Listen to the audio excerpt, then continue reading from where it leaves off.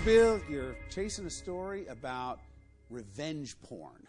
What do you got? For many people, taking a nude picture of themselves and sharing it with their lover is the norm. But what happens when they actually break up? Well, that's when some have gone out of their way to humiliate their ex and actually post those pictures as revenge online.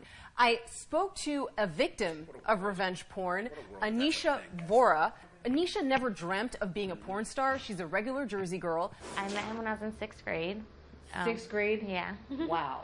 Yeah, so we went way back.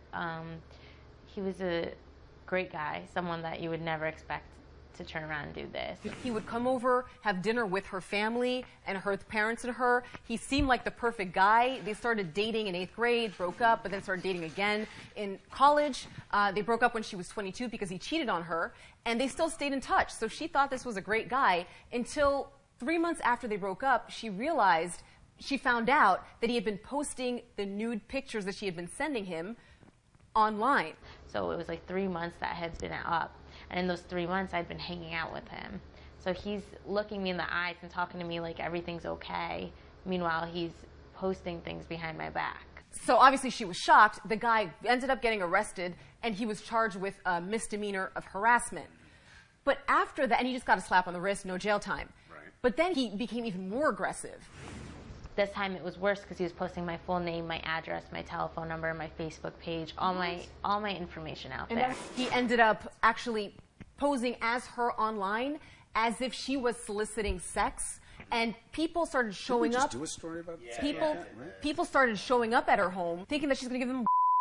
So it really became a complete nightmare for Anisha. Okay. She did not know what to do. So he did end up getting arrested again, but the victory for Anisha is that her ex is the first person in New Jersey to actually be criminally charged for revenge porn. I spoke to Carrie Goldberg, who's an attorney in Brooklyn, and she's leading the charge to fight revenge porn in New York City. New York doesn't have a revenge porn law. There was one that was introduced by Assemblymember Ed Bronstein, and it's just languishing in New York and in the legislation. She said there's been more attention right now because of social media, because social media has been cracking down and taking down posts once they realize that they are revenge porn. A story like this, forgetting the discussion of the law, I can only take it from the perspective that I have in the world, and that is I am a father of a daughter. And my takeaway on this is not another law. My takeaway on this is don't take nude pictures and send them to somebody.